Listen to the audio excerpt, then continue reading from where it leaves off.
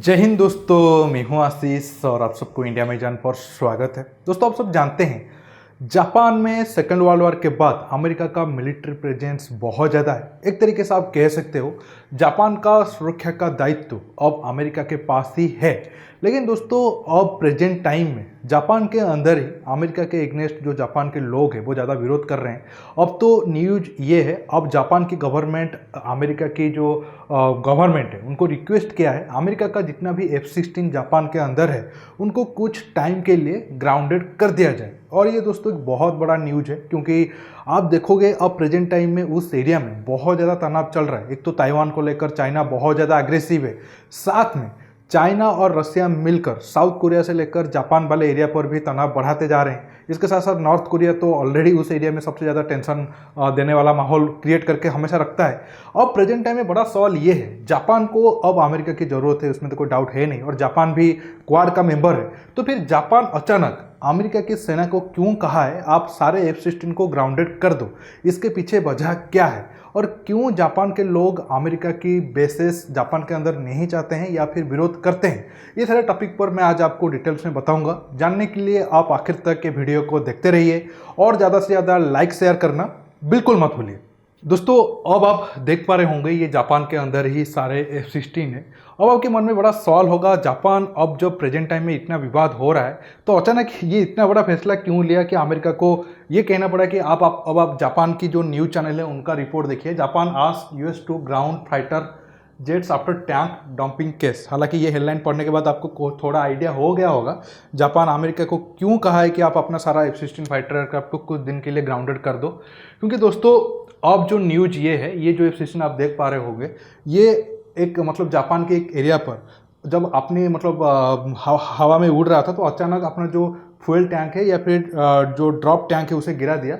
और वो जो फ्यूल टैंक आप देख पा रहे होंगे, ये वाला टैंक को वो जाकर जो भीड़ भाड़ वाला एरिया है जहाँ पर लोग रह रहे हैं, या फिर आप देख सकते हो बिल्कुल रोड की साइड से, मतलब रोड के साइड से ही ये टैंक जाकर गिरा है। हालांकि इस ड्रॉप टैंक से जापान में कोई लोग मतलब आहत तो नहीं हुए हैं, लेकिन ये पहली बार नहीं है जब जापान के अंदर कोई अमेरिकी फाइटर एयरक्राफ्ट से कुछ पार्ट आसमान से गिरा हो और वो आकर नीचे मतलब लोगों की जान को खतरे में डाला हो। इससे पहले बहुत ऐसा न्यूज आया है पिछले 40-50 साल अगर आप देखोगे तो उसमें बहुत सारे जापान के लोगों को मतलब बच्चे हैं, छोटे बच्चे या फिर लोग आहत हुए हैं। रिसेंटली 1 साल पहले ही जो जापान के अंदर अमेरिका का चिनूक हेलीकॉप्टर है, उसका एक ब्लेड आकर छोटा बच्चा एक स्कूल से जा रहा था, उसकी मतलब बॉडी पर लगा था और उसको काफ़ी चोट आई थी। ये सारे न्यूज की वजह से जो जापान के लोग हैं वो बहुत ज़्यादा खुश नहीं है, क्यों अमेरिका का बेस अब जापान के अंदर है। हालांकि ये तो हमें मतलब आप देख सकते हो वेस्टर्न मीडिया में ये प्रोपेगेंडा किया जाता है। जापान और अमेरिका के संबंध को पूरी दुनिया के देश देखना चाहिए, क्योंकि अमेरिका जापान के अंदर दो परमाणु बम गिराने के बावजूद भी दोनों देश आज दोस्त है, जापान क्वाड मेंबर है वगैरह वगैरह और वेस्टर्न कंट्री का फ्रेंड है। लेकिन ग्राउंड में उतना ज़्यादा ये सही नहीं बैठता है। आज जापान अगर अमेरिका का साथ है या फिर वेस्टर्न कंट्री के साथ है, उसका मजबूरी है, क्योंकि ये जापान सेकेंड वर्ल्ड वॉर से पहले जो बुरा काम किया था वो अगर आप अमेरिका का साथ छोड़ देगा तो वो मतलब आप कह सकते हो उसका हालात और ज़्यादा खराब होने वाला है। ऐसा मैं क्यों कह रहा हूँ आपको आगे बताऊंगा।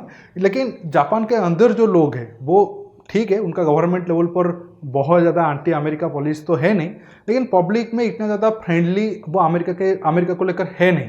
तो अगर आप देखोगे तो आप कुछ दो सवाल उठा सकते हैं, ये जो F-16 है क्या सारा अमेरिकी ओरिजिन F-16 को ग्राउंडेड करने के लिए कहा गया है या फिर जापान की एयरफोर्स की F-16 को ग्राउंडेड करने के लिए कहा गया है? देखिए, जापान अपने एयरफोर्स में F-16 को डायरेक्ट इस्तेमाल नहीं करता है। अब जो ये रिपोर्ट आया है ये अमेरिकी वाला F-16 को ग्राउंडेड करने के लिए आया है। जापान अपने एयरफोर्स में आप देख पा रहे होंगे मित्सुबिशी F2 को इस्तेमाल करता है, जो एक तरीके से आप F-16 ही कह सकते हो।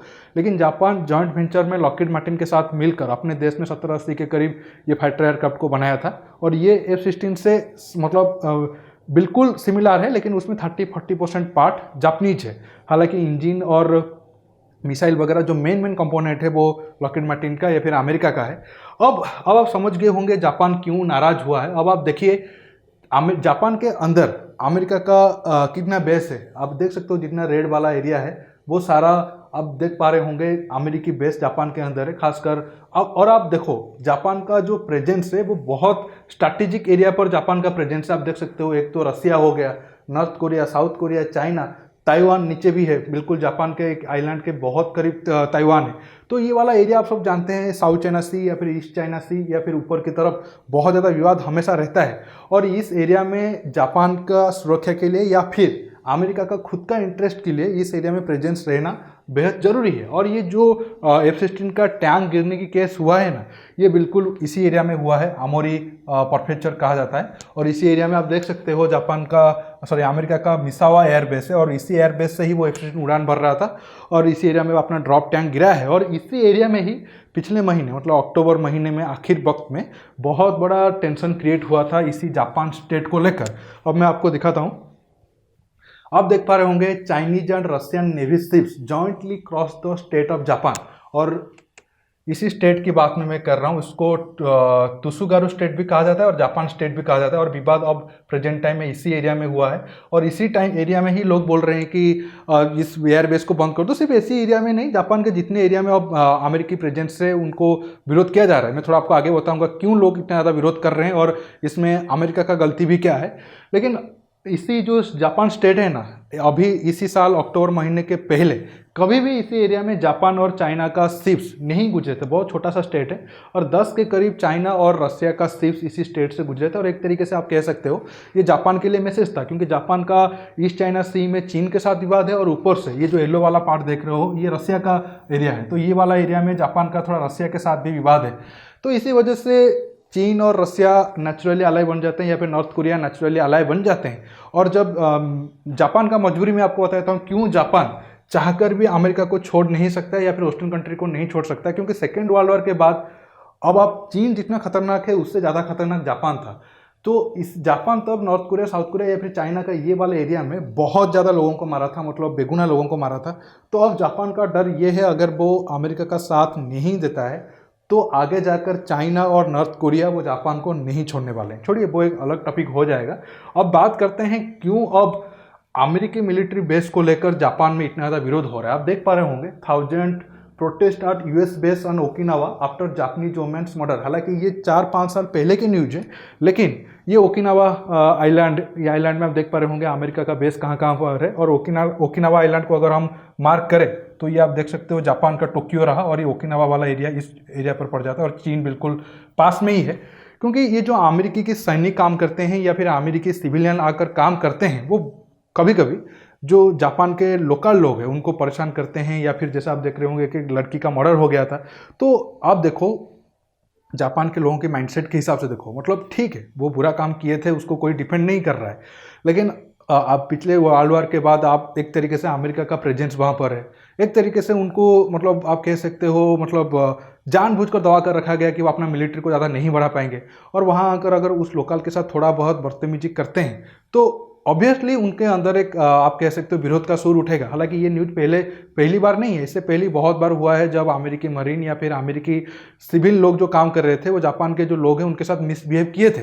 इस वजह से सारा प्रोटेस्ट चल रहा है। लेकिन जैसे मैंने आपको कहा जापान का जो पास्ट हिस्ट्री है वो भी बहुत ज़्यादा बुरा है। इसी वजह से अमेरिका को छोड़कर वो भी उस एरिया में एक अकेला सर्वाइव नहीं कर पाएगा या फिर अकेला चीन, रसिया जैसे नॉर्थ कोरिया के देश के साथ वो नहीं भिड़ पाएगा। दोस्तों आप समझ गए होंगे अमेरिकी F-16 को लेकर जापान में क्यों विरोध हो रहा है, कौन कहाँ पर गलत है, कौन कहाँ पर सही है।